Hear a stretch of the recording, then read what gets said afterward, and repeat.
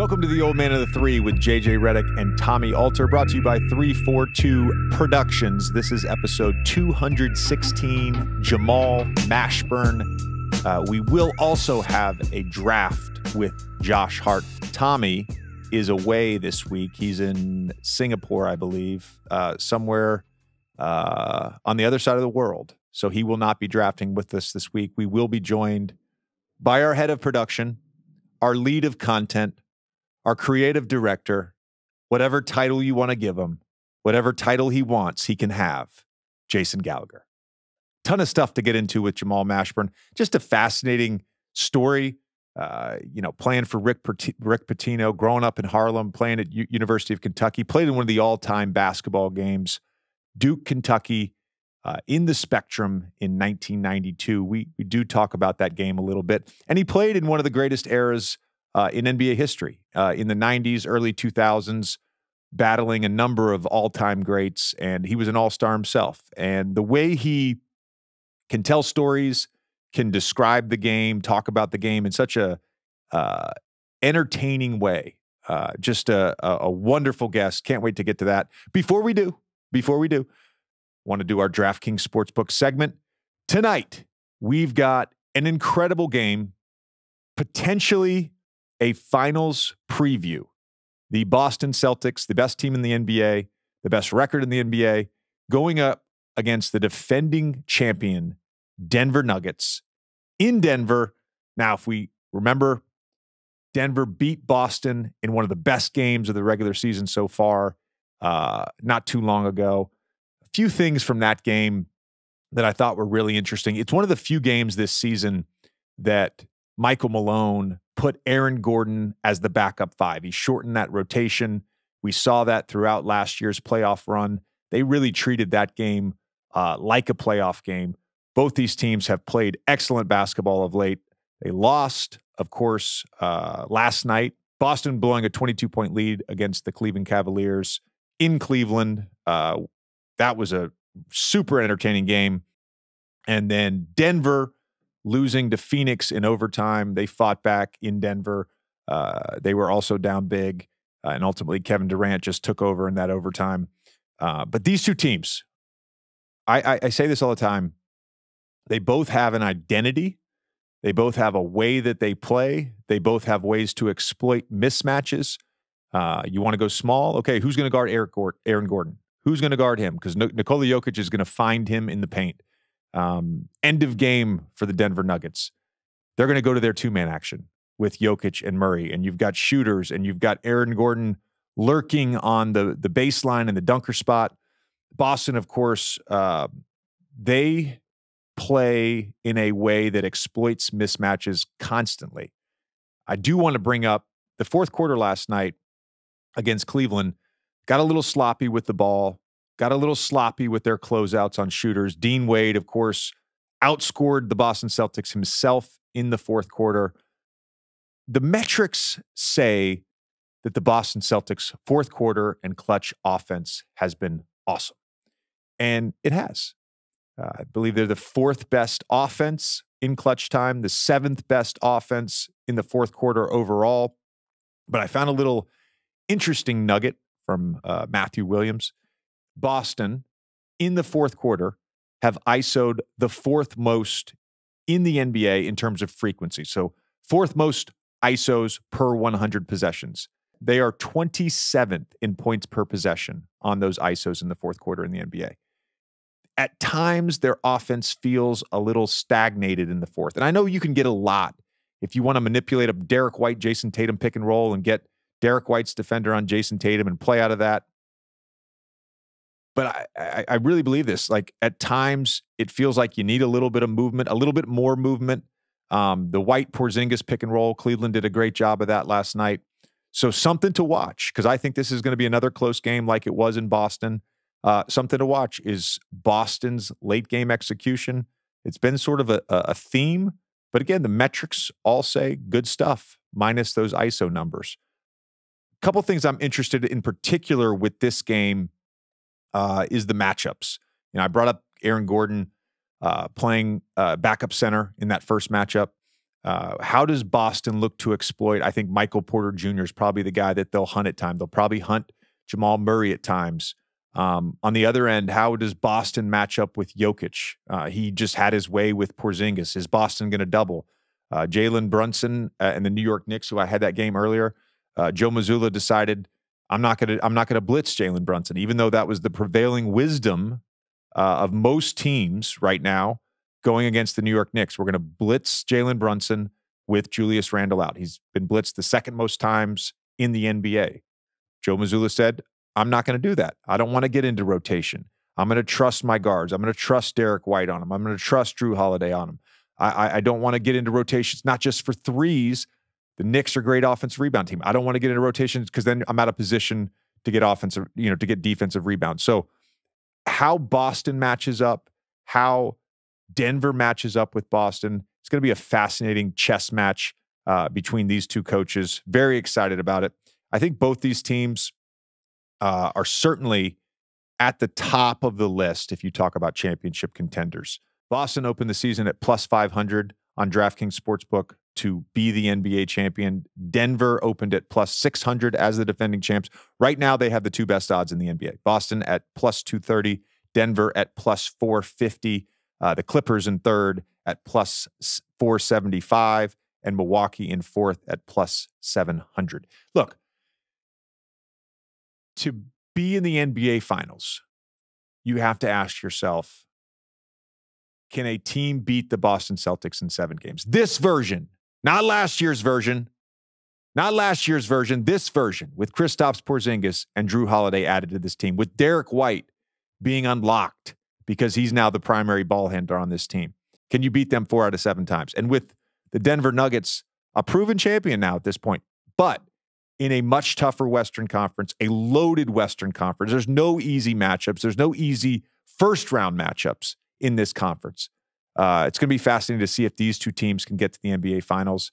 This has been the DraftKings Sportsbook segment. Download the DraftKings Sportsbook app now and use code JJ. New customers who deposit $5 or more can get a no-sweat bet up to $1,000 back in a bonus bet if your first bet loses. Only on DraftKings Sportsbook with code JJ. The crown is yours. Gambling problem? Call 1-800-GAMBLER, or in West Virginia, visit www.1800gambler.net. In New York, call 877-8-HOPE-NY or text HOPE-NY 467-369. In Connecticut, help is available for problem gambling. Call 888-789-7777 or visit ccpg.org. Please play responsibly.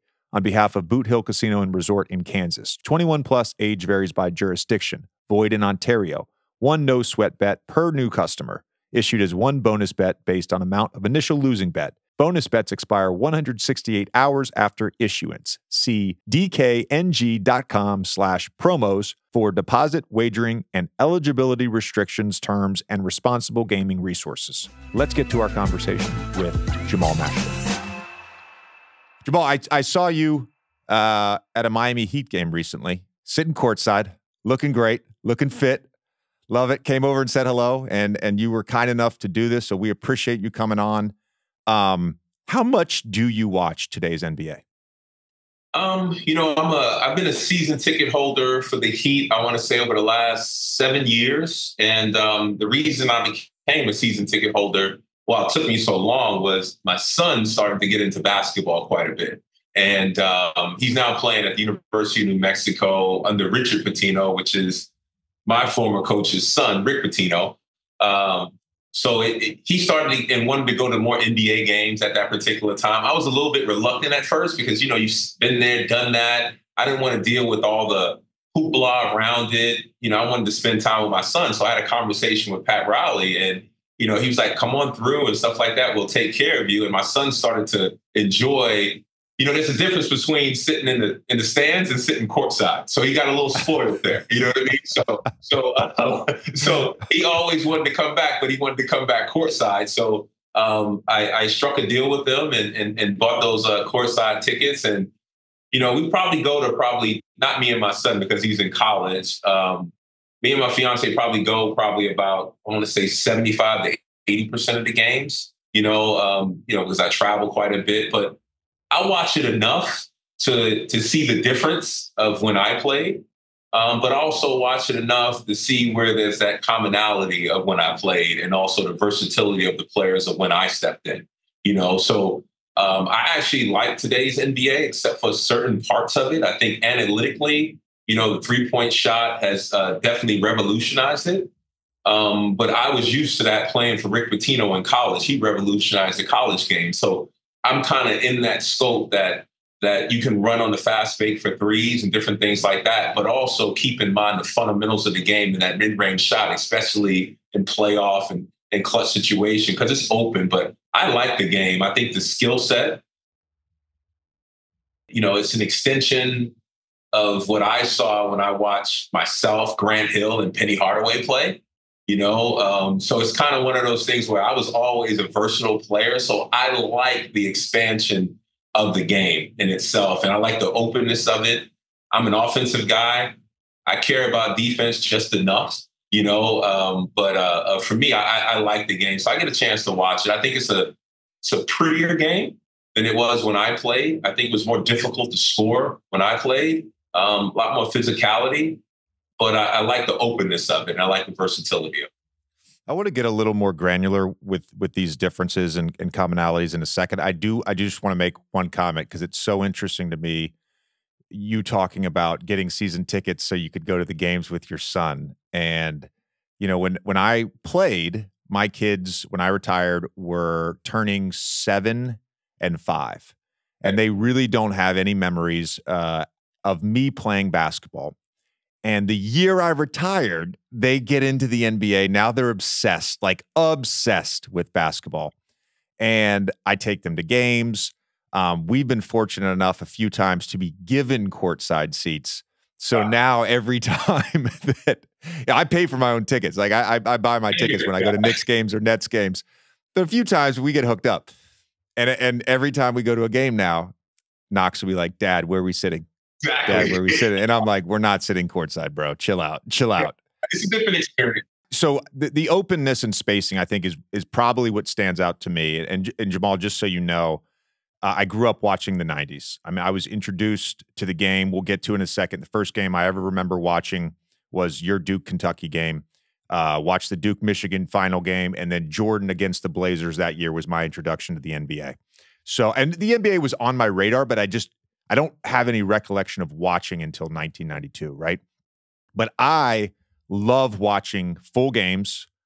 I love watching highlights of specific series, whether it's 90's, 80's, 70's, 60's, whatever I can find on YouTube. I love watching it. And the thing that obviously stands out the most is the openness and spacing. The physicality is always brought up, and I agree with you to an extent on that. I would say, I made this point at First Take the other day, I think it's easier to be physical when there's less space, right? If you're in a tighter corner, it's you can just be more physical. It's the nature of a playing court, right? It's the nature of football. I brought this up with Shannon. It's like if you're 3rd and 12 from the 50 versus 3rd and goal from the 4, one is more physical than the other. It's just space, right? Are there any other differences besides the physicality and the openness and the 3-point shot that you see, that you notice, that you like, that you dislike? What's been interesting is, I think personally the importance or lack thereof of what a true point guard is has been redefined. You can no longer just be I think nowadays you have to be a combo guard or a lead guard. The days where at that point guard position where you can just distribute, get in the lane, and you just may be able to hit a 15-footer, you can't play anymore. So I've really seen the point guard be the true point guard or the past first point guard kind of pushed aside. And it's been the versatile big or small forward, such as I can say myself, Grant Hill, kind of point forwards that have been highlighted in this particular era. But you still need to have the ability to shoot. When I came out, it was very rare to have a big guy at the small forward position that can handle like a point guard. But the ability to shoot was not necessarily there. He could be a slasher more than anything. But now you have to have the ability to space the floor. So guys like Chris Paul, I think we've come to an end of an era. where we're seeing guys just be a floor general that can make it. You got guys like Halliburton out in Indiana that strikes me, big guard that can pass it, that can shoot. Back in the day, somebody might have stuck him at the 2 guard position more than anything. So I'm starting to see now more versatility, and you have to have more than just one skill set. And you probably have to be good to great in those other things in order to play nowadays. So I like skill development. I was brought up in skill development. Rick Pitino was a big teacher of skill development. All his players on the court needed to be comfortable on the court. Like a big at the 5 spot needed to have the ability to shoot the 3 or catch the ball in the middle, take one dribble and make a pass to advance it. So I'm a big believer in that everybody should be defended, at some or be honored. I don't think there's to me in basketball, like the days of Dennis Rodman, you leave them in open and different things like that, or Ben Wallace of that nature. Even though they were great in their era, it would be tough to find the minutes on the court right now as an NBA player. So I happen to enjoy it because I grew up in that skill development. Everybody should be able to hand the ball, shoot the ball, pass the ball, and have some sort of IQ of the game. It's interesting because even in my career, early on, probably the first 10 to 12 years, there were a number of guys on the wing who were stoppers. Yeah. That was their deal, and that you'd hide them in the dunker spot.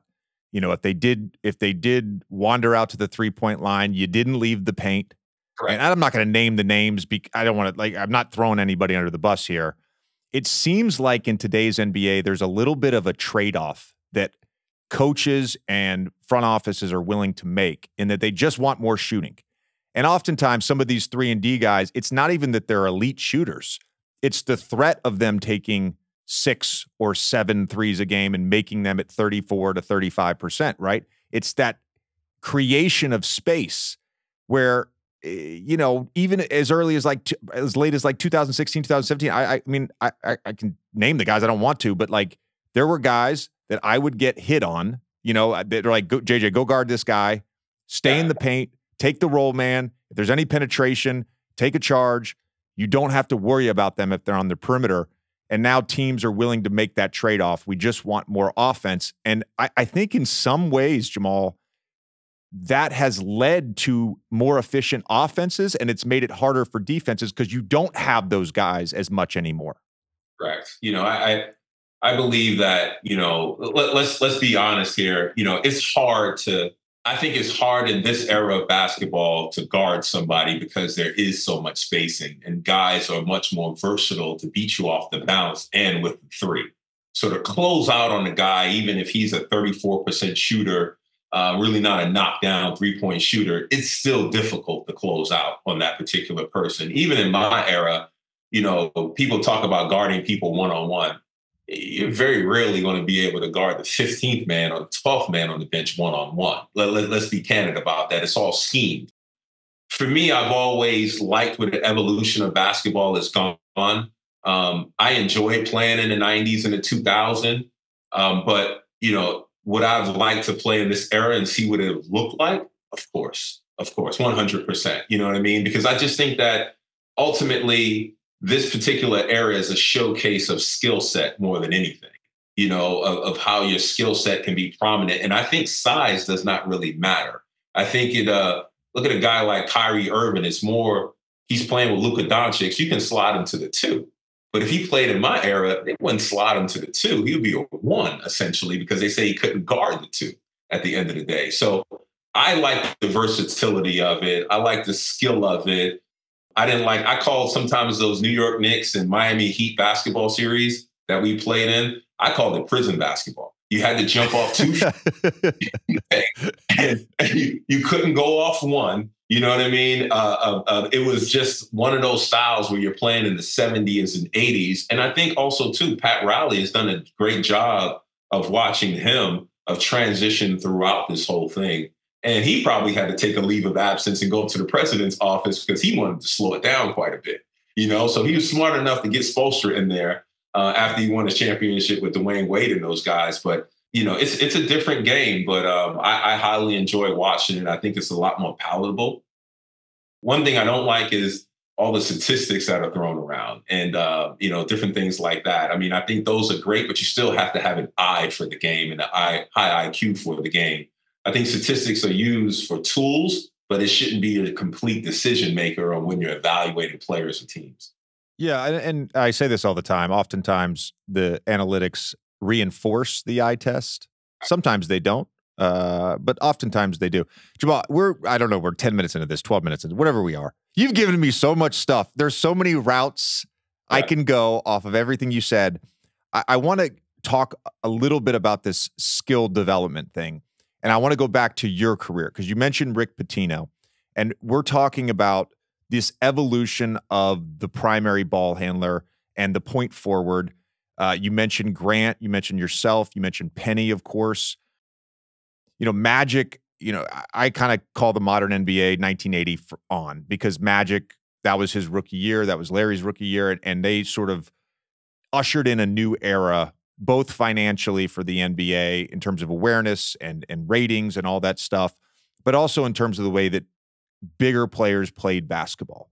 Right. Who were your sort of influences growing up? Was it Magic? Was that the guy that you sort of looked to? It was a combination. So there's a couple of things that led me to becoming a versatile player. First was growing up in New York City and really started playing organized basketball, meaning on the AAU circuit. That was actually the true AAU at that time, was Amateur Athletic Union. It wasn't travel basketball. I make the distinction of that because I know that there is an organization that actually plays it. So it's not loosely talked about from my eyes. I've realized at 13 years old, my mom told me that the doctor told her that I was going to be 7 foot tall.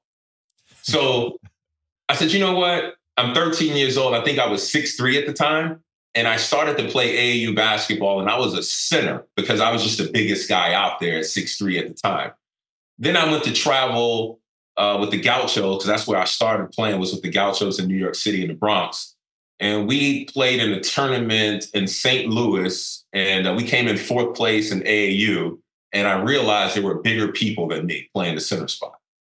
So when I came back that summer playing, I played in my park. I would play point guard. So you know how you play pickup? I didn't care if we won or if we lost. I'm just playing. Guys tell me, hey, get down low and all these different things. Like, hey, listen, I'm not playing to win this game. I'm playing for something bigger here. So I would just continue to dribble and different things like that. I remember going to the Chinese restaurant and walking the ball between my legs all the way to the store, probably about half a mile or a quarter of a mile or whatever it is, doing that. So I figured I wasn't going to be 7 foot tall. And if I wanted to play long term, I had to figure out how can I get on that perimeter while still being utilizing the block, and meaning posting up. So that's what I did. And I became a versatile player. And throughout my high school career, I became pretty versatile. I was Mr. Basketball in New York State. And then Coach Pitino came calling. And one of my first questions was, how can you make me a pro? Just tell me how you can make me a pro. And the reason I asked him that was because his first stop before he got to the University of Kentucky, he was the New York Knicks head coach. And so that gave me insight, and you've actually been there. So tell me what it actually looks like. There's coaches, I'm sure you've experienced your college level, even being recruited. They can talk about the program, but only from the sideline, essentially. They can't tell you what it looks like. Coach Pitino was like, hey, listen, you need to do these couple of things. Raise your elbow and shooting and pound the ball when you dribble it. And he ushered in for me, which I enjoyed, was individual instruction. He had I think when you're a freshman, you had to participate 4 days a week in individual instruction. It was for an hour. It was almost like a class, essentially. And then you had to main practice. Like I would come in at 8:00 in the morning. And at the end of it, he would play one-on-one, have us play one-on-one. And he would get it down to 3 dribbles, 2 dribbles, 1 dribble, no dribbles.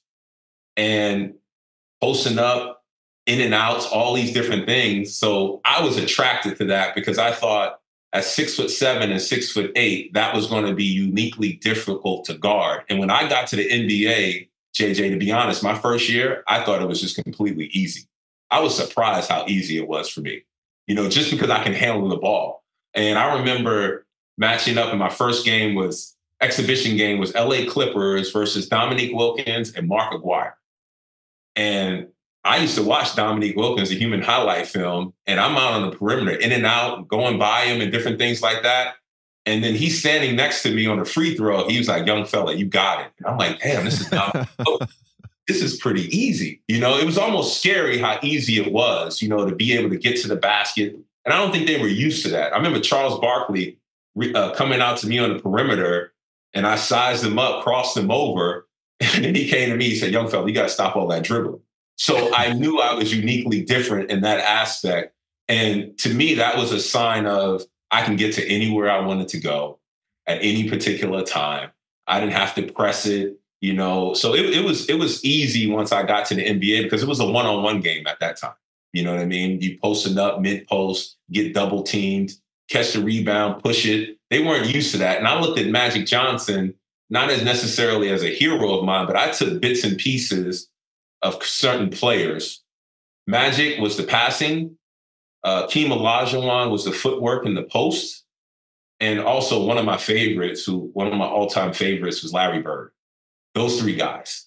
Larry Bird with the shooting, the scoring, just the moxie and everything like that. So those three guys are where I pull from at the end of the day and pick different things to implement into my game. I knew I could never be those three, but I can take different things from their game and add it to mine. So those are my influences, more or less. Well, three of the greatest players ever. Not bad. Not bad. Exactly. Jamal, in listening to you talk about your early experience, because this is something that we haven't really done a deep dive on, and it's just sort of players that were a little bit ahead of their time. And your skill set probably was a little bit ahead of its time. But I want to get back to Rick Pitino because it sounds like Rick Pitino was ahead of his time. And I think about today, and I don't know how your son was when he was in high school, but today's player, as they're growing up, the youth development piece, right? It is really all about individual instruction. And I want to make a distinction here because I get tagged on Twitter all the time, and I want to get your thoughts on it because you've lived it both as a player and both as a parent. The distinction I want to make is this. I have said repeatedly, and a number of people have said this repeatedly, the players today, when they come into the NBA, are more skilled than ever.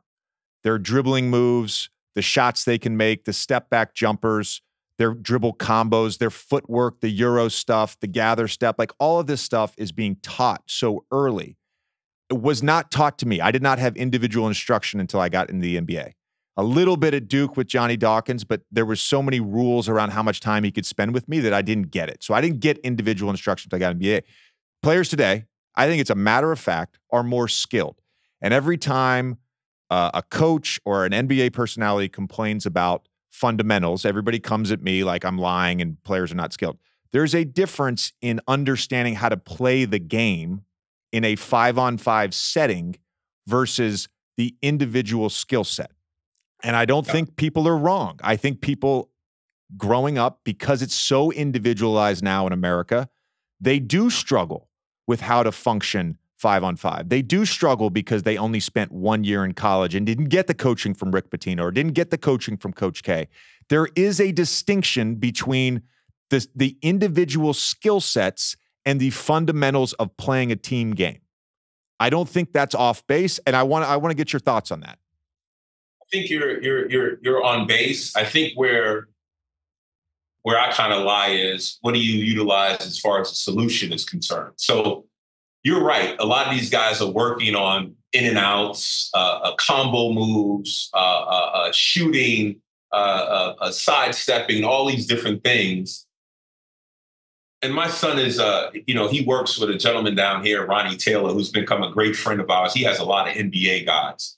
So we chat about it often. And so what I've done for my son, since there's not a lot of kids out here in Miami that play outside, just from sheer weather standpoint, It's more in gyms. You have to drive your kid there. When I was growing up in the projects in New York City, you just walk out or take a train to go out and play. You'll find 5-on-5 games from guys 10 years old all the way to 50 years old. And I was a guy that always played up. I never wanted to play it with my peer. I always played up. So what I've done for my son is not only does he work out with Ronnie Taylor and do all those different things from a skill set standpoint, but I also had the conversation with Ronnie to get him in those runs that he puts together so that he can play pickup. Because I think there's a difference between learning your skill set, working on that, and how do you implement it? And what does it look like when you play 5-on-5? And then I think you come back to the skill set part and say, you know what? This works. This doesn't work. This is what I'm comfortable with. I need to work on this. I think kids need to develop not only the skill set, but the IQ of how do they utilize some of those moves that they're working on. And then what they'll find out is that you start to trim the move down. You don't need a wind up. You don't need all these different things. And the further and further you go up the ladder, the more efficient you have to be. You know, it's a great point. It's a great point. Yeah, more efficient you have to be. The more you look at guys like I got it in a particular way where I was one of the first guys to have microfracture surgery on my knee. And I had it back in 1997. And when I came off that injury, I didn't have my explosiveness at all. Didn't have the proper rehab. So I had to redefine my game from crossover attacking the basket to a mid-range, back you down, create space with a hip or a shoulder to get a fadeaway off. So I think kids with a skill set, they don't know how to transition when people take things away. Doesn't necessarily have to be the opponent, but it may be just your legs can't do it the same way. So, or you, like I know in my career, after the microfracture surgery, I couldn't cross over right to left, but I couldn't let anybody know I couldn't do it. So I had to hesitate and pretend like I was going that way in mid-range, because I didn't have the physical ability to do it. So I wanted to extend my career and involve myself as a basketball player. So I always thought about different things and what I needed, what was required, because not only developing the skill set, I knew how to implement it and also shave it down for what's required and how to be efficient in utilizing that skill set in a team environment in 5-on-5 setting. There you go. And I think that's the biggest point, and it's a great point in that you develop your individual skills, and like you did with your son, you then figure out how to implement those in a team setting that has an impact in a positive way on the team, right? An impact on the other individuals on the court. It's fascinating stuff. I don't know if you saw Rick Pitino's comments recently about his St. John's players. Rick's a fiery guy. He's a young 71 years old, I think. I played golf with Rick. Great dude. What was a young Rick Pitino like? It's when Coach Pitino recruited me, I was 17 years old. He only had 3 scholarships for the University of Kentucky at that particular time because they were on probation. He came to the University of Kentucky in '89, recruited me in 1990. And he basically said to me, he's like, Jamal, I want 3 New York City players. And at that time, New York City was probably best league, the Catholic school league in the country for about 8 to 10 years. So there was a lot of talent coming out of there. But he also understood the mentality of the New York City player. And he wanted the New York City player because the New York City player would listen to the message and not the tone, essentially. So you could curse at me, you can do all these different things. And I've seen shoes flying in locker rooms, and I would just sit there and be like, well, what do you want me to do? You know what I mean? It wouldn't bother me at any particular time because, I was just strong-minded, mentally tough, and different things like that. He was a fiery coach. He's mild compared to what he is now. What you saw on that television, that's mild. You know what I mean? That was every film session that we had after a loss.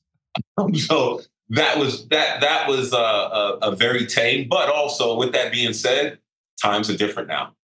What we accepted back then probably would be considered abuse right now. You know what I mean? He was I think Coach Pitino is the best teacher of the game that there is. I may be biased in that particular regard because I played for him. He's the best teacher of the game. I don't know how that translates at the NBA level because, as you know, that's a different game. But as far as teaching the fundamentals of the game, being ahead of his time with the three-point shot, I don't think he gets enough credit for that because he brought that in. It's down there in Providence with Billy Donovan when he had him as a player back in the 80s, I think it was, early 80s. So I wanted to go to play for a guy that was a lot more progressive in that regard and wanted to play up-tempo and pace. In order for you to play up-tempo and pace, everybody else has to be able to do certain things on the court when you pitch things ahead. You can't wait on a plotting big to get down there. Everybody has to know how to pass, shoot, back screen, different things like that. So, and also the thing that I loved about Coach Pitino, his practices weren't long. Longest I think we had was 1 hour and 45. Shortest probably 1 hour and 15, but they were always competitive. There was always competition involved in it. He never had us run a suicide. He would have us run a suicide with your weak hand dribbling the ball. So all those things for me were right up my alley. I enjoyed that part of it. I don't like running suicides just to run a suicide, but if you're helping me with my ball handling while I'm running the suicide, I'm good with that. So it was competition. It was team losses, team wins. It was certain numbers you had to get on three-point shooting. Everything was competitive, which raised the bar. Our practices were probably harder than the games. Games were actually like considered a day off for us at the end of the day, because we really after it. And I think the 20-hour rule was put in because of him. You know what I mean? Because he would, I remember my freshman year, we would practice individual instruction, regular practice, and come back at night and shoot free throws. There was no social aspect of it, even though we got it in, but it was, you were tired. You got to figure out a way to get it in. Right. You got to figure it out. Yeah. It's so interesting hearing you talk about Coach Pitino. Two things happened my senior year. Coach at the beginning of the year was named the head coach of the national team. Mm-hmm. So he then got to work with NBA players for an extended period of time. And the one and done, my draft was the first draft class that you couldn't come out. So a lot changed with him too. Yeah. I remember we lost to Virginia Tech on the road, had a brutal team meeting. We bust back from Blacksburg, had a brutal team meeting at 4 a.m. We had a little thing where if the meetings felt like they were too long and they were getting a little heated, we would all kind of look at Daniel Ewing because he could cry on demand. And so Daniel would, say something really emotional and start crying and the meeting would be over. So that night we pulled that, but we show up for practice the next day and we meet before practice and we're getting ready to play Wake Forest. They got Chris Paul, they're a top 10 team in the country. Coach writes 4 names on the board and it's 4 walk-ons. And he said, this is who I'm starting on Saturday against Wake Forest. Let's go find out who the other starter is. So we go out to practice, and Coach walks up into the stands. He's not on the court. He's like deep in the stands in Cameron. And he's like, I'm just going to sit here. I don't know anything about anybody on the court. I'm just going to sit here as an impartial observer and figure out who the 5th starter is. And we did every war drill you could think of, right? Diving on the floor for loose balls, taking charges, box out rebound. We did this for like a fucking hour. And to your point, like, I love that shit. It was fun. So at the end of the hour, he walks back down the court. He goes, all right, JJ's the 5th starter. Fast forward to like 4 years later, he's now, dealing with one and done guys. He's coached the national team a few summers now.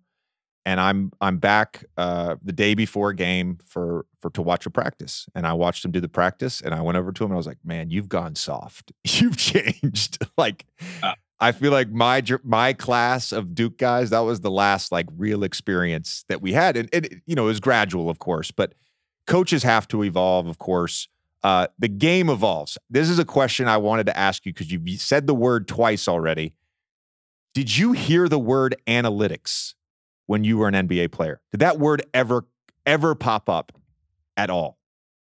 Get in on the action with DraftKings Sportsbook, an official sports betting partner of the NBA. New customers who deposit $5 or more can get a no-sweat bet up to $1,000 back in a bonus bet. We've got a Thursday night game in Denver, the Boston Celtics and the Denver Nuggets, in what could be a potential finals preview. I can't wait to watch. If you haven't already, you should download the DraftKings Sportsbook app now and use code JJ.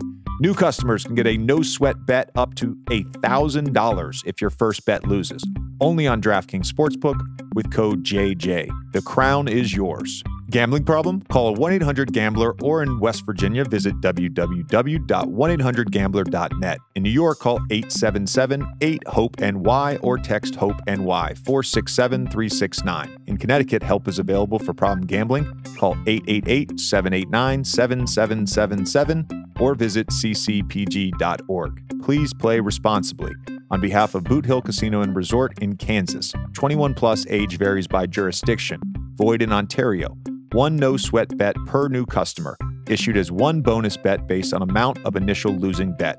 Bonus bets expire 168 hours after issuance. See dkng.com/promos for deposit, wagering, and eligibility restrictions, terms, and responsible gaming resources. Basketball sickos know that the key to a great game watching experience is good audio. The roar of the crowd and the swish of a Steph Curry step-back three. That's why I'm obsessed with the Sonos Arc. Experience sports at home like never before with the unbeatable sound of Sonos Arc. The precise and immersive sound of Dolby Atmos will make you feel like you are in the arena. And when the TV is off, stream music, podcasts, radio, audiobooks, and more using the Sonos app, Apple AirPlay 2, or your voice with Sonos Voice Control. And my favorite thing, for late night games, turn on night sound to tone down loud effects when others at home are trying to work or sleep. As someone who just stayed up late to watch the Lakers Thunder, I can say that Chelsea is very thankful for this feature. With Sonos, you can start with one speaker and expand your system over time. Everything works together over Wi-Fi, so you can group speakers in different rooms and play music throughout your home. Visit Sonos.com to learn more. We got analytics from the standpoint of where your zone's at and different hot spots and different things like that. More during playoff time, more than anything, of where guys are shooting from, different things like that. The Heat were a little bit more detailed in that part of it when I got to the Heat. A couple other teams that I played off, Dallas Mavericks, we never reached the playoffs, so that wasn't even a part of our lexicon at that particular time. Miami Heat, when I got there in 97, and we faced the Chicago Bulls, in the Eastern Conference Finals, there was a lot more analytics and a little bit more of a deep dive in what the opponents do and where we shoot, different things like that. When I got to Charlotte and played for Paul Silas, there was a little bit of that, but not a whole lot. He was more, what I loved about Paul Silas and playing for him, everybody thought he was a player's coach, but he was probably more demanding on his core players. And he was a professional coach. So he expected you to be ready. He expected you to be professional, and as a player coach, what he would come and chat with us about is, how do you guys feel physically throughout the season? And do you want to push practice to another day or come through another time? So I really enjoyed playing for Paul Silas, but probably the analytical part was probably more on the scouting side of things when you were watching other players and what they like to do and tendencies and stuff like that. But for the most part, I kept a little bit of an analytics in my mind on each player, essentially, what they do. Not necessarily shooting percentages, but kind of what it felt like when I'm guarding them. I knew Allen Houston from playing against him in Tennessee. And then also when he played with the Pistons and the Knicks, 1-2 dribble pull-up going to that left. Different things like that. Sprewell, a spin move, or different things like that. Got to catch him in his on the break, can't let him get ahead of steam. So more like that, but not to the degree of where my son chats about it, where, I'm shooting 34% from three or on the right side of the hash. I'm like, listen, can you make an open three? You know what I mean? That's all I care about. I don't care what stats are, you know what I mean? And different things like that. But that was pretty much it. As of late and as I watched it, analytics have been interesting, but also too, just in a line of business that I am, that dealing with a lot of finance, I know how you can manipulate numbers. The numbers don't necessarily tell a complete story. It tells a piece of it, but there's an underlying components to it that you have to realize that make numbers what they are. You know what's interesting? I'll give you an example of this. Every time I see a number, I ask myself a question. What does that mean on the surface? And what does it mean below the surface? So I'll give you an example of this. I brought this up with our two guys that do the Monday show with me, Nikias Duncan and Steve Jones. They're two of the smartest guys talking about the NBA. Defensive rating for the Los Angeles Lakers as a team is better than Anthony Davis's individual defensive rating. And I asked him about it. We couldn't get a great explanation. So dug a little deeper. Anthony Davis is having a remarkable defensive season. He's in the top 10 in the NBA at defending the rim, the paint, whatever you want to call it, in terms of opponent field goal percentage.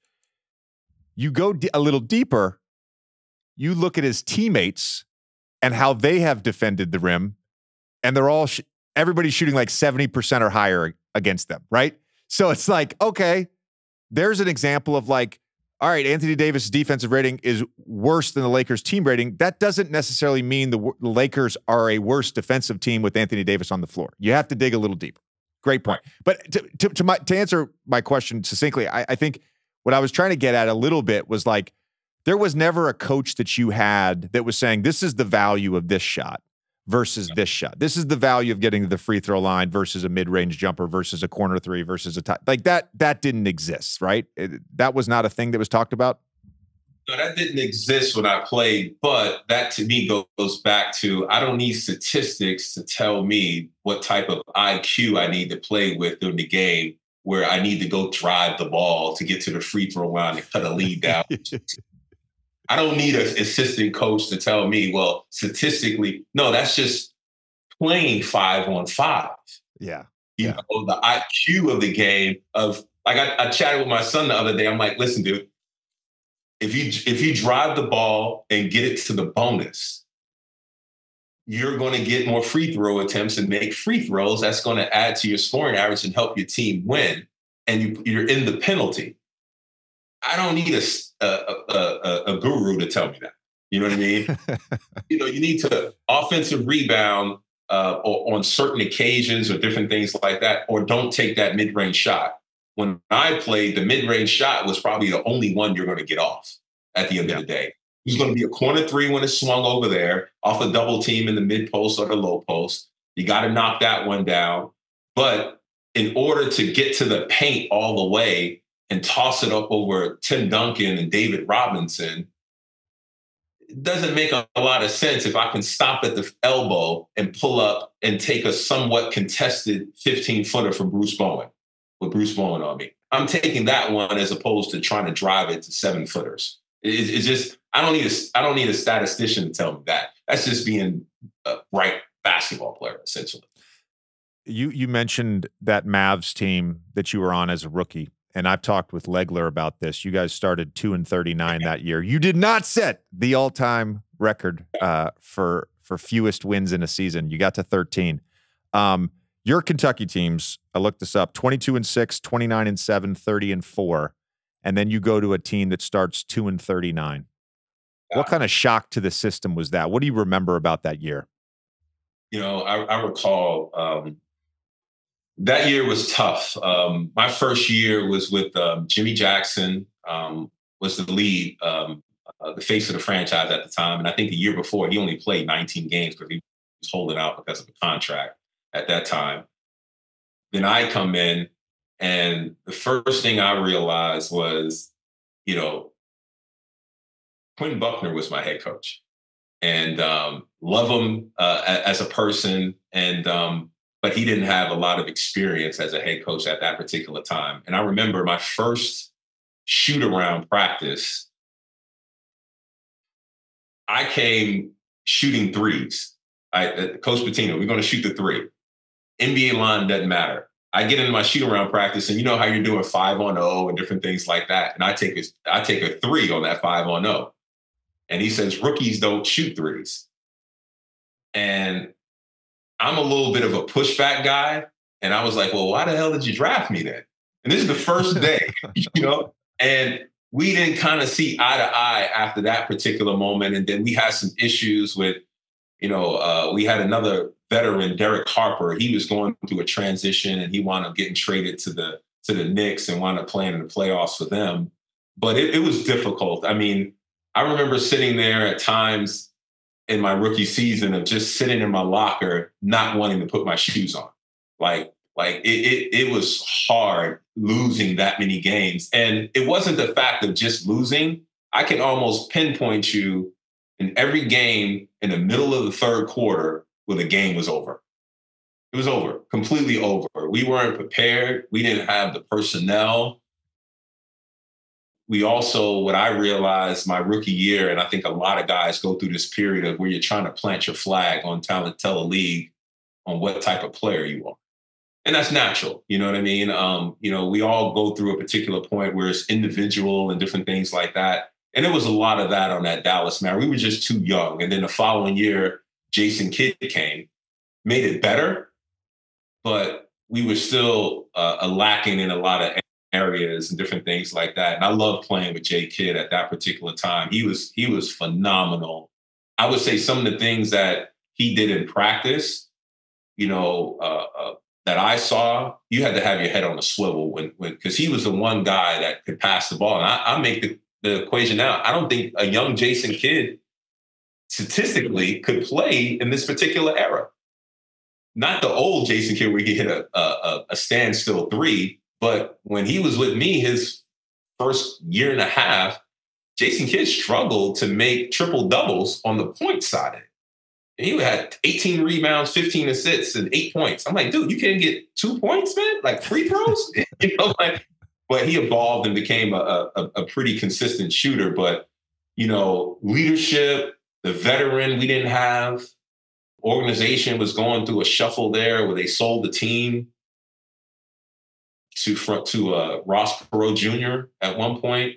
And it was just a lot of cultural things that weren't in place that could handle Jason, myself, and Jimmy, because we were all trying to fight to figure out who team it was. And I think that those questions for young kids, especially from beat writers at the time, add fuel to the fire. We're young. We're all trying to figure it out. We're all also trying to prove that they were right in where they selected us and how much they're paying us.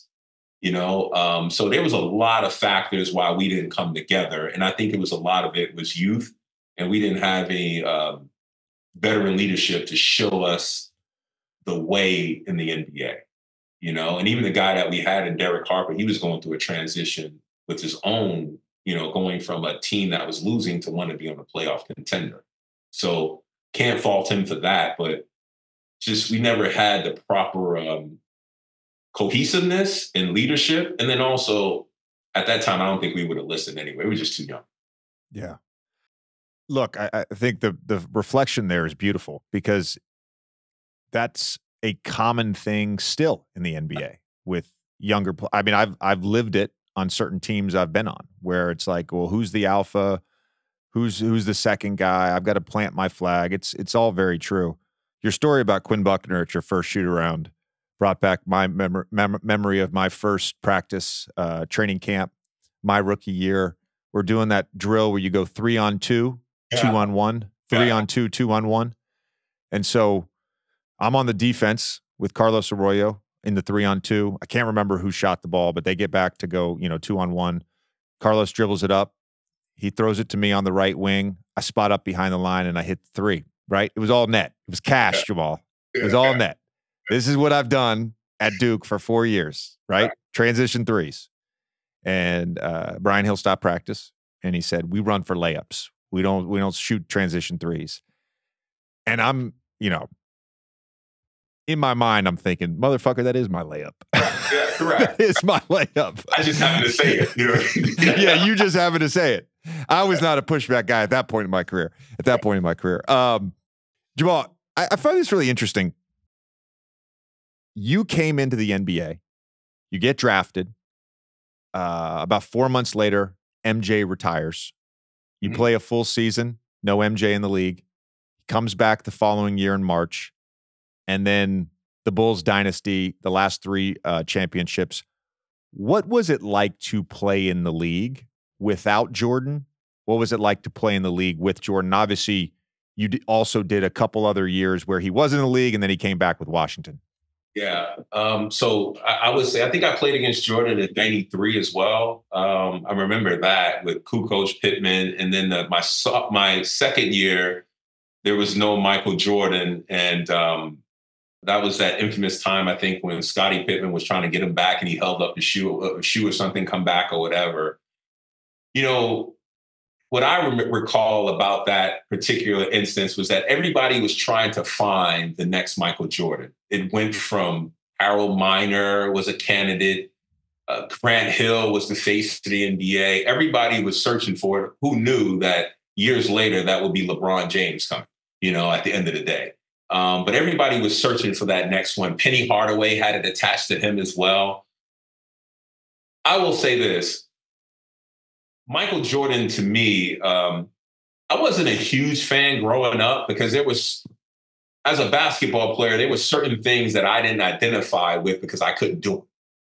And I wasn't able to jump and have my arm over the rim. That wasn't who I was. So I was kind of, Michael Jordan's great. It's a highlight and all these different things.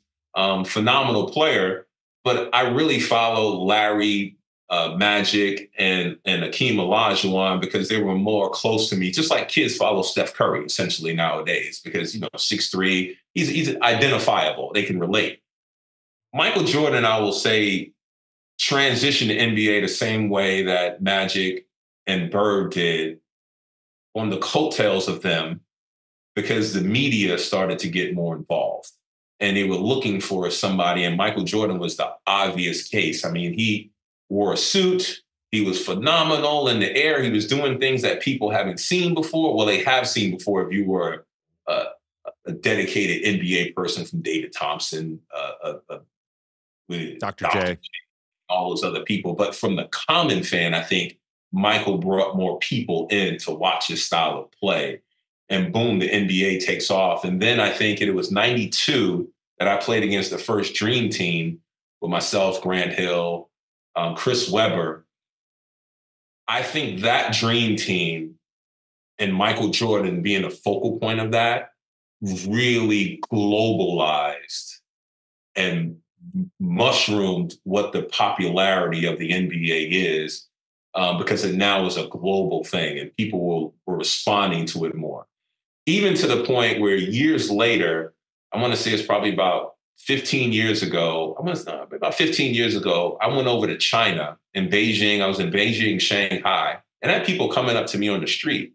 Hey, you're Jamal Mashburn. I was like, I haven't played in him. I'm retired. They're like, no, you have to recall that when we got NBA games during that Michael Jordan era, we just didn't follow Michael Jordan. We followed everybody else around Michael Jordan that competed against him and also with him. So you became popular just as well. So for me, Michael Jordan has commercialized the globalized the game in a big way. The NBA had a lot to do with that, sponsors and different things like that. And it needs to continue to go that route. But as a player, I had the fortune to play against Michael Jordan in his last All-Star game when he was a Wizard. And Mariah Carey sang and all these different things. She was wearing a Wizard's dress and everything like that. But I got a chance to spend time with Michael Jordan, and we played one-on-one. You know how you're before the layup line and different things like that. And I always knew Michael Jordan was great. But when I chatted with him and he was able to break down my game analytically, Jamal, you like to go left 80% of the time, pull up with the right hand and different things like that. But then he gave me a solution. Go right 2 or 3 times in the game, and then gave me a story. He said, Dr. J and Larry Bird passed something down to me to play the game within the game. And I said, well, what are you referencing? He was like, well, in the game sometimes I'm not just going to score, it's how I'm going to score. So Jamal, if you go right 2 or 3 times in the game and you make a pull-up jump shot or right-hand layup or whatever it is, you're balancing out your game. You're keeping the defense off balance. And this man went through every All-Star and chatted about what their strength and weaknesses off the top of his head. And I sat there and I was like, I thought I knew a lot about basketball, but he's on a different level from how he looks at it, scouts it, observes it, implements it. And that, I want to say probably 6 or 7 games after the All-Star break, I implemented that, scored 50 on the Memphis Grizzlies just by turning the other way. And he was like, and when we saw him again playing the Wizards, and I think he had 40 or something, and I had 39. And he was like, damn, I gave you some stuff to think about and you implemented. I was like, yeah, I really appreciate it. But just his insight and knowledge of the game, I see LeBron in that same regard of being able to pass along information and being a student of it, but also being able to communicate it, and teach it to others, and just not preach it, if that makes sense. So Michael Jordan to me is always going to be one of my favorites. That's a phenomenal story. And it's so interesting. Couple things there. It's so interesting that you lived through an era where everybody was talking about the next Jordan. And we're in that era right now where it's already like, who's the next face of the league? Steph and LeBron have a lot left in the tank, but certainly the latter few innings of their career. And then the other thing is like, it's so striking to me playing in the NBA for 15 years. The best players are the smartest players. The best players are the savants. The best players are the ones that can manipulate the game using their mind and not just their body. And man, that Jordan story was sick, man. It was sick. I appreciate that. Oh, anytime, man. I mean, I think also too, and thank you for saying that about the smartest players, because I don't think that conversation has been talked about enough. I think the education within the industry that some of these great players or even good players and how smart they are and how they go about their craft is not, it's been marginalized in a lot of ways, of that we're not thinking people or thinking human beings. We're more physical, but as you know, JJ, as you go up the ladder, it becomes less about the physicality. I mean, obviously there's the Shaquille O'Neals of the world and different things like that that just are imposing. And another guy that I put in that category, Baron Davis at the point guard position. There was not much physically that he couldn't do, but still smart and still bright. You know what I mean? About the game and how they go about their craft. They try to perfect it and the ins and outs of it. And then also reading other guys and how they can manipulate the game based upon other guys and how they play against them. Yeah, it's facts. It's interesting too, because, I talk about this all the time. Like I was not a great athlete relative to the NBA, right? I'm a great athlete relative to the average human.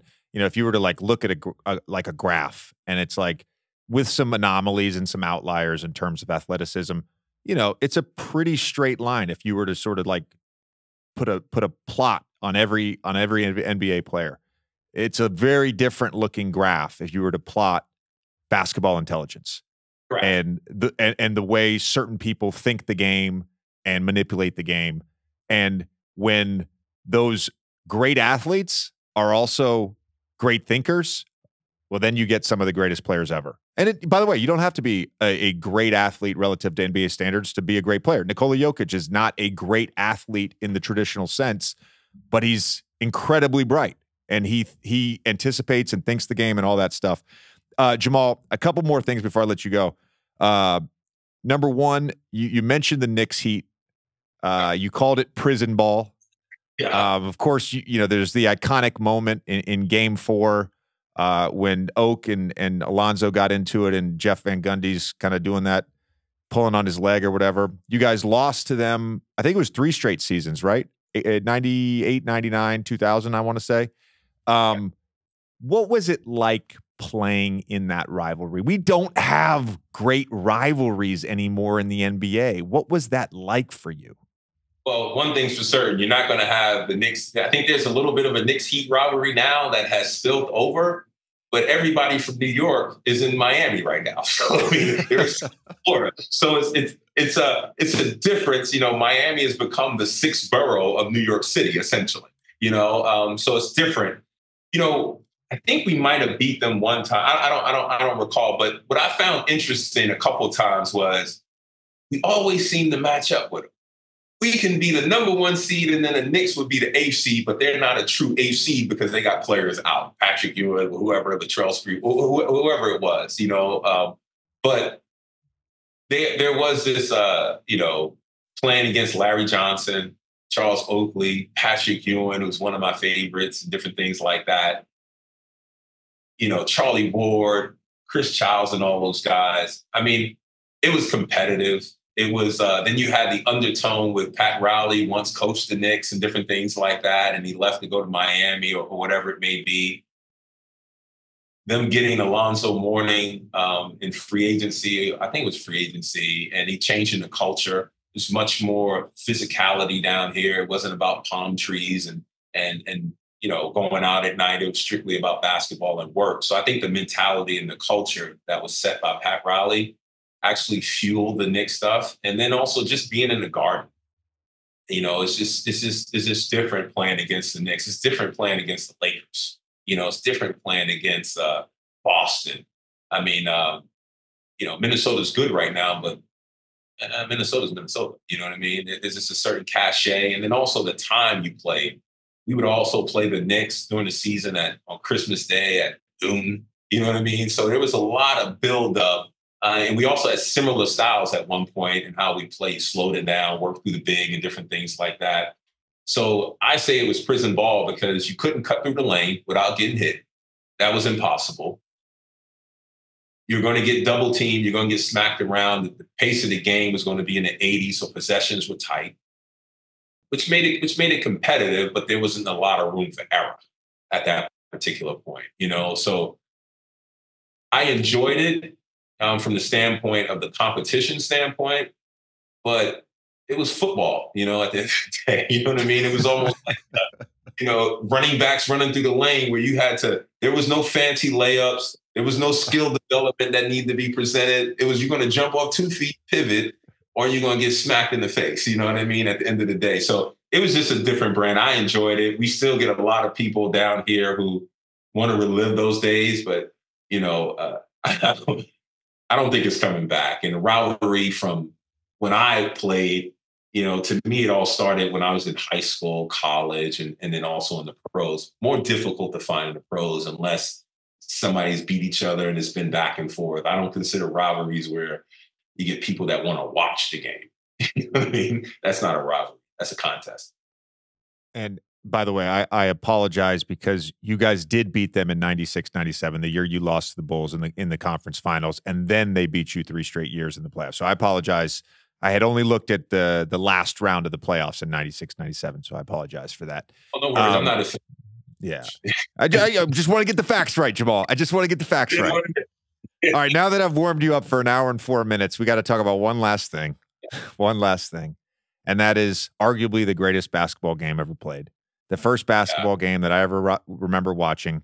You were fucking awesome in that game. 28 points, 10 rebounds, 11 of 16 from the field. Of course you remember Laettner's shot. What else do you remember about that game? What stands out to you? What stands out in that game for me was a couple things.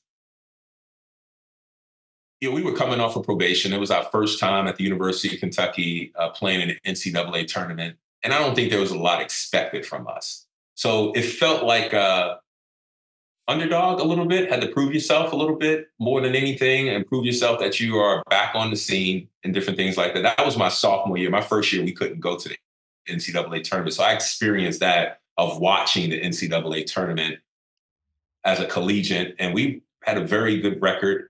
I think we won or at least tied for the SEC in wins or something like that. Won the regular season title, I think it was, but couldn't go to the conference or the NCAA tournament. I remember Duke being kind of like the Chicago Bulls more than anything, with Bobby Hurley, Grant Hill, and Christian Laettner. Same type of effect on the fan environment and different things like that, and how they were chased around and mostly considered them to be rock stars. I played against Bobby Hurley because he was from New Jersey, played with the team Roadrunners on his AAU side, and then also for St. Anthony's as well. So played against him in high school and stuff like that.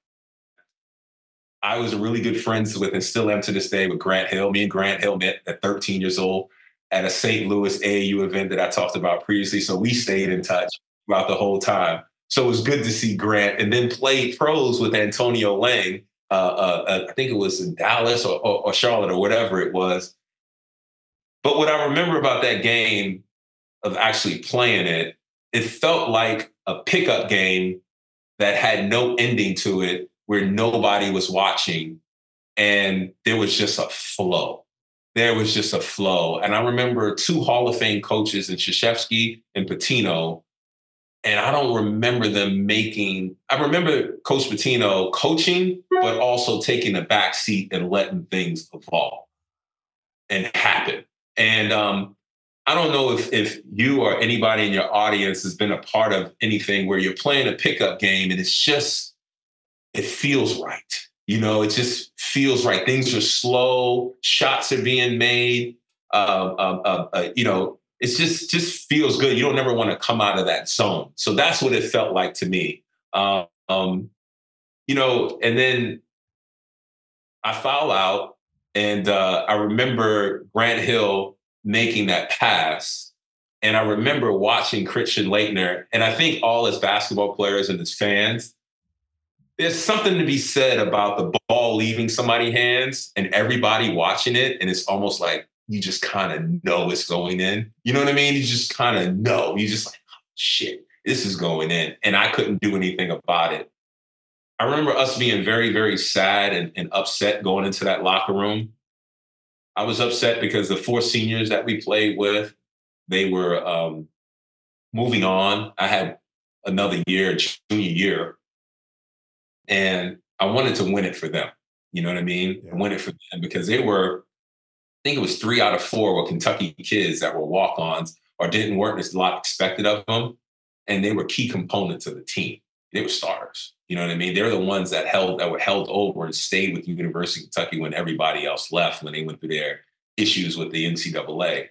But it was a great game. I don't think obviously there were winners. There was a winner in Duke and a loser in Kentucky. But I think for the scheme of things and everything, as you look back on it, there were no losers, because it actually propelled Kentucky to a different place, back onto the scene as a quote unquote superpower. I think it being considered to this day one of the best college basketball games ever. I think most people can understand what I'm saying. If I felt like that in the game, people have told me they felt like that watching the game. Yeah. So that's special to be a part of that. And it wasn't a championship game. You know what I mean? So it was to go to the Final Four. So it felt like to me that was the championship game for the NCAA tournament, even though it wasn't, but it was the highlight of the tournament where everybody can, you recognize that tournament year because of that Duke Kentucky game, essentially. Yeah. It's interesting. Doc Rivers used to always say, or he might still say this, I haven't played for him in 7 years, but he used to always say when we played for him, he was like, basketball is a game of mistakes. Yep. And sometimes you win and lose because of mistakes. And sometimes you win and lose despite the fact that you played great. Like it's just a fact. And you describing what it was like to be in that game as an athlete, right? We've all found that flow state.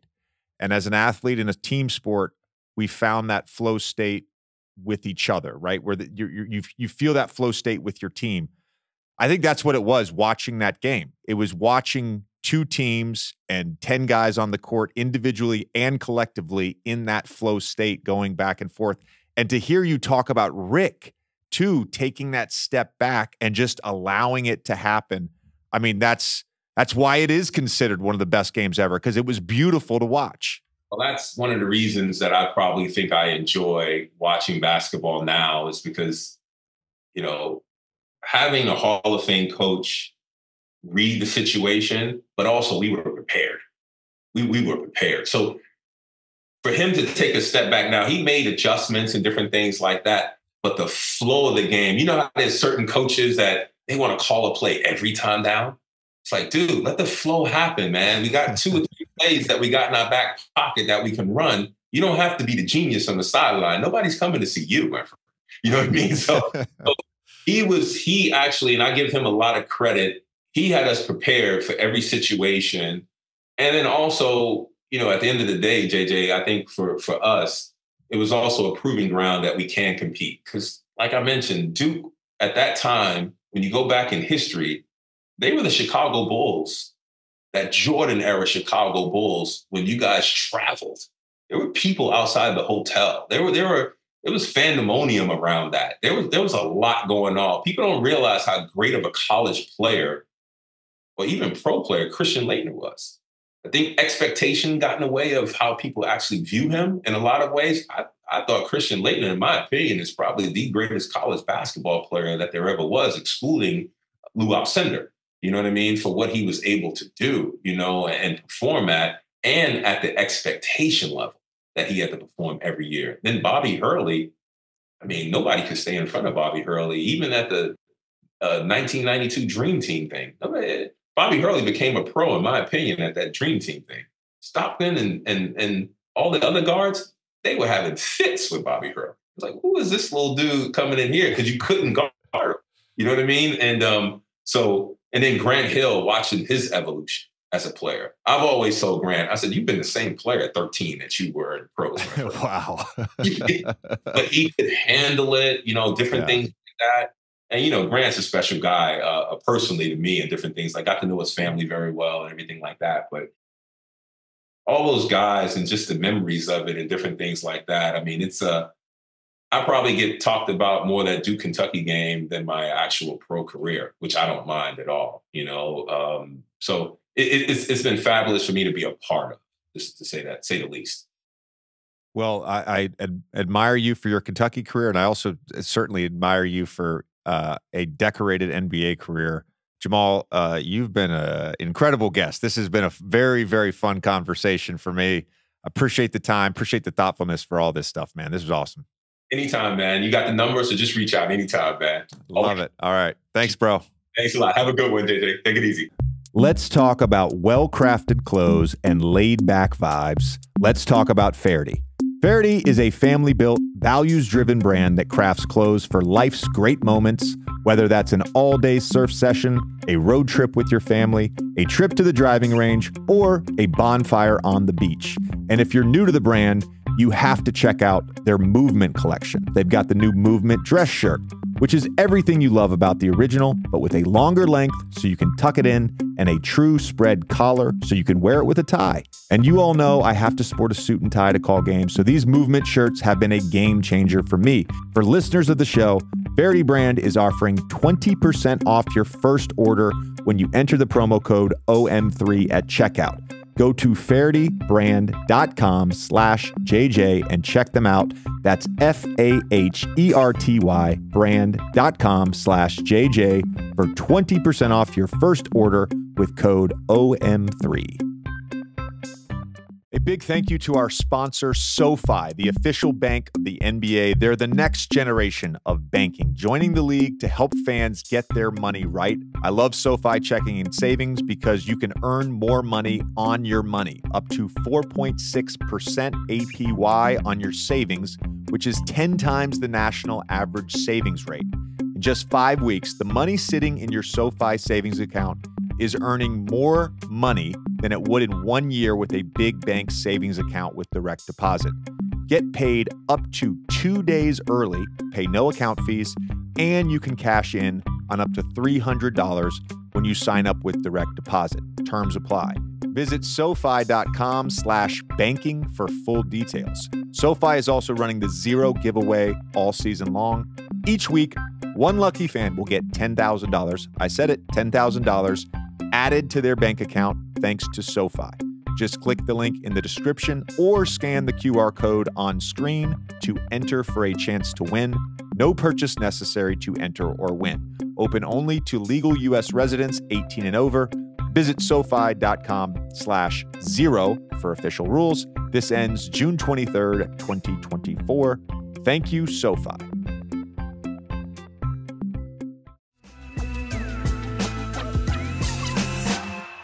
All right, let's welcome in our friend of the show, friend of mine, Josh Hart, New York Knicks. Josh, is also the co-host of a new podcast called The Roommates Show with Jalen Brunson and Josh Hart. I'm expecting a lot out of you in this draft. It's good to see you, my friend. Oh, it's good to see you, man. Thanks for having me, bro. You're welcome. You're welcome. Before we begin, we wanted to give a shout out to New Era, the official cap of the NBA, and now the official headwear of OM3. You see Jason Gallagher on screen here wearing a sick New Era Atlanta Braves hat. You can support your favorite team by wearing the same caps that the players do or show off your personal style with exclusive drops. Shop headwear and apparel and get 10% off when you go to neweracap.com and use code OLDMAN at checkout. That's 10% off your order using promo code OLDMAN. Some exclusions apply. And visit neweracap.com/OM3 if you want to see Tommy and my favorite hats. Right into it, Josh. You've done this before. You get the first pick. We're going to snake it. Jason will be second. He's taking the place of Tommy, who is somewhere on the other side of the world. We're not quite sure, but we know he's out this week. The topic for today's draft is things that aren't illegal but should be. You get the number one pick. Let's start us off, Josh. Marrying your cousin. Oh my God. Wait, what? That's not illegal, but it should be. I'm pretty sure it's illegal in most states. No, it's not. You can marry your cousin? You can marry your cousin? What? It's. I mean, if you think about it, it's technically not incest, but it's probably technically good for bloodlines. But that's something that's not illegal, at least according to a couple internet. I want to know what websites you're going to. You're gonna get dinged by the government for Googling, "Can you marry your cousin?" All right. I did not expect this to start this way. I did not expect this to start this way. I felt like that was like the most wild one. I was like, you know what? Let's go with that. All right. I'm gonna Jason, go ahead. Yeah, I'm going to go with something that I feel like is universally agreed upon, which is talking in a movie theater. Hate it. You shouldn't be allowed to do it. You should get little citations and tickets. No, nobody likes talking in a movie theater. You should be fined. You should be fined. Yeah, a small penalty. But what about if you want to whisper to someone, "Hey, can you pass me the popcorn?" You should get fined for that? I said what I said. Okay, are we cutting off the age limit of the fine? Because I go to the movies with my kids. I mean, they're 9 and 7. Like, what's the age limit here?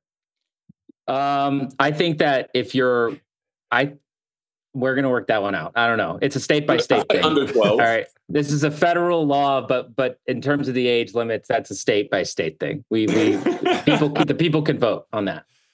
Okay. All right. All right. My first one is an obvious one, and this very well may be illegal in some jurisdictions, but this should be universally illegal and universally enforced. And that is, it should be illegal to cross an intersection on a green light if by crossing the intersection, you don't actually cross the light and you're just stuck in the intersection. Because the reason that traffic exists is because of people that do this. You're the asshole. It's not all about you. And no, you're not getting anywhere any quicker. You're just creating more traffic. And if you do this, I don't even want a fine. I don't want points on a license. I think you should be arrested.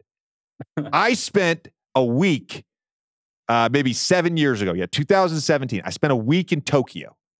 Tokyo is a city of 30 million people. I did not see any traffic. I did not see one person randomly crossing into an intersection and then holding everyone else up. This is very much a problem in other countries, but this is an American problem, and we need to get over ourselves and not do this. Wow. We had very different approaches to this draft. Yeah. This is an interesting draft. I feel like we're like touching on all things. Yeah. Uh-huh. My second one, this should at least be a misdemeanor. And it's something that I'm sure Josh has had to deal with. Jason, you may have had to deal with this at some point in the last few years in Oklahoma City or LA or wherever you've been.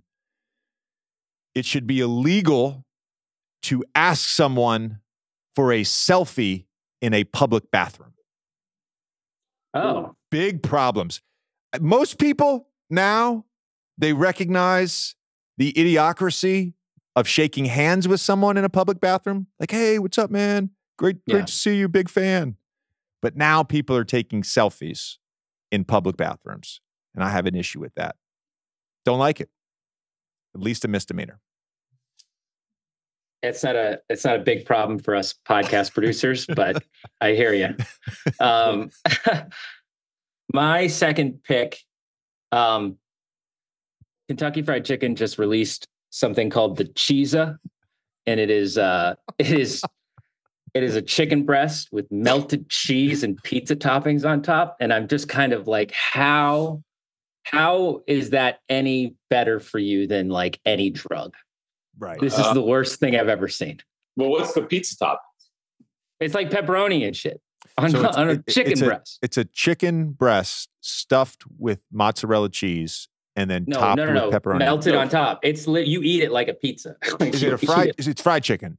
Fried chicken, melted cheese, pepperoni on top. Yeah, and for the graphic, it's the KFC Cheesa that should be illegal. Oh, I got it. CHEEZZA? Cheesa? Or one Z? No. It's spelled kind of, I guess it's like a chizza pizza. So it's like CHIZZA. Okay. All right. All right, Josh, you have two. Got two. All right. First one. This is something I really hate. When people use a tissue and they put it back in their pocket. Like that should be illegal. Like that, like you should be under the jail. I feel like that's just really disgusting. Interesting. I have a question. So that includes like handkerchiefs, like when the old timers. Like you're just spreading the germs back to yourself. I don't get it. Like, what's your issue with this? Why do you want to die on this hill? Like it's like that's just so nasty to me, bro. It's just like you use it, cool, throw it out, but like you just continue to use it. Like you're putting snot just in your face. It's just that's not I get. Excuse me. I'm on a podcast. I'll tell you, getting dogs, man. I have a service in my house. And then what was my next one? Ooh, I actually saw this. Oh, we lost audio. Audio. I had him muted so I could yell at my dog. I feel like the viewers didn't want to hear that. My other one. Ooh. Let's see. There's two that I'm really thinking of. I'll do like the health conscious. I saw a video earlier this week, and it was like a city or country that banned GMO, and everybody was skinny. So I feel like if we banned a GMO as like the American people, like be less obese. Interesting. Well, if you want to go there, then we need to sort of open this up to some really heavy stuff. I mean, I started with marrying your cousin. I came in hot.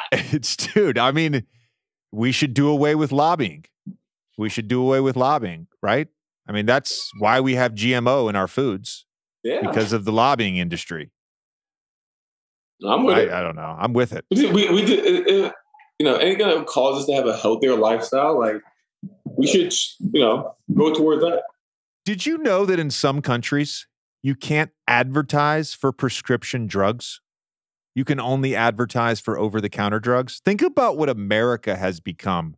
Jason, you did not want this draft to go this way. No, not at all. You wanted Cheesa. You wanted Cheesa. Outlaw the Cheesa. We're all talking about the same thing. We're just trying to live healthy, happy lives. All right. Jason, go ahead. All right. I feel like this is a big problem in our society. Oh, jeez. Babies in first class. Oh, wow. It shouldn't be allowed. You pay a premium, and then you sit down and there's a friggin' baby. I am a father. Okay. I would never do this to somebody else. That's my bit. I don't care. Like how old do you classify like baby? 5 and under. 5 and under. Interesting. You would hate me then. Yeah, but so Jason, Josh Hart and Josh is 6'4 3/4. Yeah. I'm 6'3 3/4. Like we're big humans. And if I have a 4-year-old, which my kids are 9 and 7, I have a 4-year-old that's going to behave nicely and watch his iPad with his headphones on. Okay. Like, I didn't know you hated babies. Okay.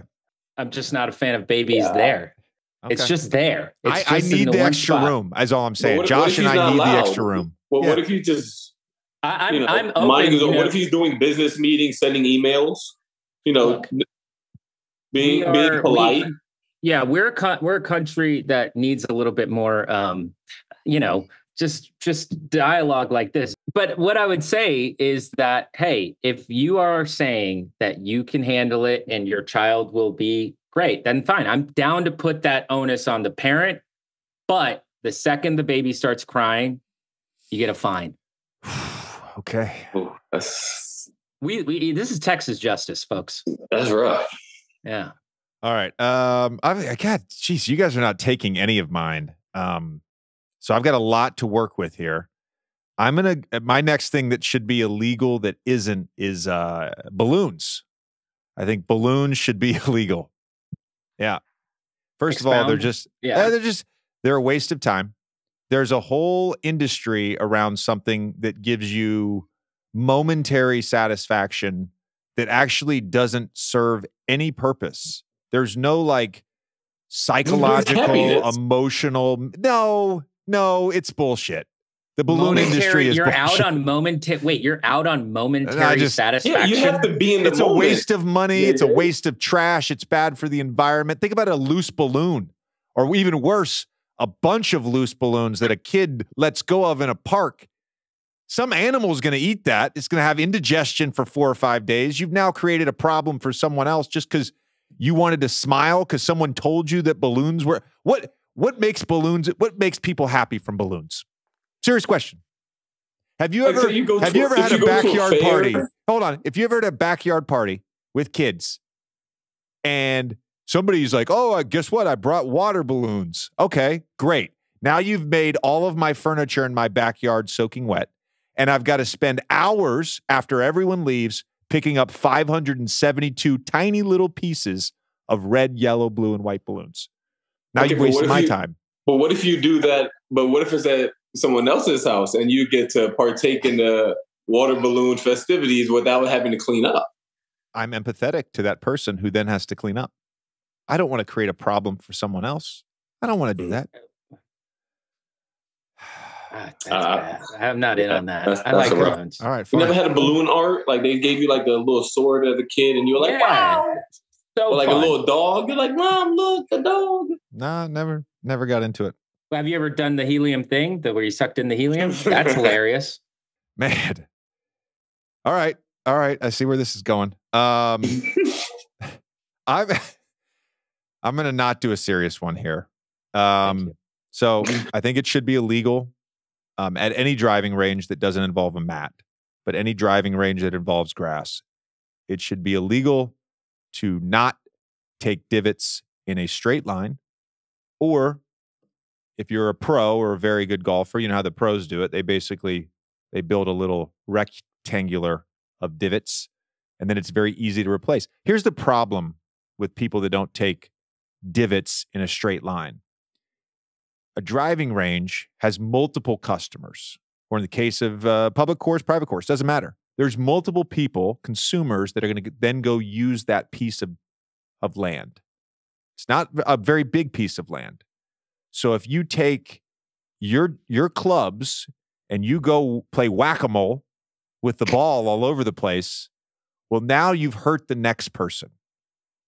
You've made the next person, after every single shot, have to look, where's a spot I can stand and simultaneously put my ball on a decent piece of grass. They should have video monitors, facial recognition at every driving range in the country. And they should be arresting these people that aren't hitting divots in a straight line. Fucking it up for everybody else. All right. Solid one. I just blacked out, so that's good. Yeah, no one's taking any of mine, so I'm gonna go with. I'm very, very passionate about this. When you go to a restaurant where you walk up and you order your food at the counter, okay, and there is a line. If you go claim seats first and then get in line, you should get arrested. I agree with this. I can co-sign this. You gotta, if everyone just operated the same way, the restaurant, the turnover would be better. Everything would just move smoothly. And I think this is the core problem of why we as a society are destined to fail. This is the reason. This is so dark. I feel like you should commend them for thinking outside the box. What'd you say? So you should commend them for thinking outside the box. They're like, they're thinking ahead. You know what I mean? They're thinking outside the box. No. It's chaos. It's chaos. Well, why are you mad at them? Because they thought ahead. They were like, you know what? Let me you're playing checkers. Josh, here's the thing. They're not going to get their food any sooner. And yet what they've done is they've created a seating problem for someone else. Again, it goes back to they're essentially cutting. They're just cutting in line. It's a selfish act. It's a selfish act. That's a cut. That's a definition of cutting. That is cutting. If you get out of the queue, you receive your food and you turn and you look, and there's multiple people that are sitting at a table, holding a table, and they don't have food on the table, you're not a little bit upset, Josh? A little bit upset? I'm just trying to play devil's advocate. You know what I mean? Just for the forward thinkers out there. Yeah. Right. I like it. All right, Josh, you have 2 to finish up here for you. 2 to finish up. Okay. This is more so pertaining to when I was younger in college, high school. When you're in a group and you're ordering food and the person that's not paying at all tells you to order, if you're ordering pizza and the person has that doesn't have the money, they're like, yo, get some wings too. I feel like they should rot for all coming time. I feel like it's a very inconsiderate thing. Richie and Nicole are going to have fun graphically on social media trying to figure out how to label that pick. That would be the dude who orders food in a group setting that can't pay. Probably the simplest way to say that. I don't know if it's going to fit on the graphic. It's extra food. It's extra food. Yeah, that's it's extra because it's you know what? I'm going to order 2 pizzas for everybody. I got us, guys. Don't worry. And then the dude is just yo, get some wings. I feel like, the selfish pizza order friend. All right. Is that just, do you want to just name the name so it's easy for us on the graphic? My friend Tom. I'll have a name, I don't want to sing anybody out. I'm just, just saying. I feel like this is something Mikkel would do. All right, you got one more pick. I always thought this was illegal when I was a kid growing up. Turning the light on in the car at night. That should be illegal. And I always thought it was until I was 18 and I realized my parents lied for me my whole childhood. Same. So I feel like that should be, it's not really that much of an inconvenience to other drivers, but just so all our parents don't have to seem like they lied to us our whole childhood. My mom went as far as to say that she got a ticket once and she never did. They pulled her over. It's the truth. And she never did. I feel like JJ's not with this one. JJ, I feel like you're not with a lot of my draft. I feel like I have some good draft. No, it's fine. I mean, we've covered a lot of ground here. We've covered a lot of ground here. We're all over the place, baby. Diversity. Wings guy, cousin. Yeah, cousin. I light feel in the car. Are you not against the marrying cousin thing? Oh, I am. JJ. No, I for sure am. I'll go on record as saying I'm against marrying your cousin. I just wanted to make sure, I was just I just was pretty sure that it was illegal. So this is just a PSA, essentially. Yeah. All right. Just reinforcing. All right. I have a bunch, man. What am I going to go with? All right. Some of my honorable mentions were water parks. What? Why? Commenting without using your real name. I thought about that one. Ooh. Comparing athletes in different sports, I think is the dumbest thing when it's like, who's better, Michael Jordan or Tom Brady? It's like, what? Sydney Sweeney. But now I'm going to go with, I'm going to go with, I grew up in Texas and this was a huge thing. I thought this was this way my whole life. I thought it was standard. Marrying your cousin. No. Oh, sorry. I thought it was standard to just get chips and salsa at any Mexican restaurant for free. And now it is infuriating when I go to a Mexican restaurant and I see that it's like $4.99 for chips and salsa. So I think that should be illegal. To charge for chips and salsa. I'm with that. To charge they for should chips build and it into the cost of the other food and the labor. I think it's like the four founders could rewrite the Constitution. It would be life, liberty, pursuit of happiness, and free chips and salsa at every Mexican restaurant. Yeah. I'm with that one. Thank you. Okay. I like it. A few ones for me that I wanted to include, but I'm not going to. I think baggage fees should be illegal. Robocalls, of course. Online recipes prefaced with 7 paragraphs of blogging. That one I hate so much. That should be illegal, but I understand how the ad industry works. All right, but anyways, for my 5th pick, I'm going catalogs and junk mail. You're just ruining the environment by cutting down more trees and then creating a problem for me. Now I've got to go put all this shit in the trash can and I've got to pay to get my trash taken. So I hate that. All right, guys, we appreciate it. Josh, thank you. Appreciate it.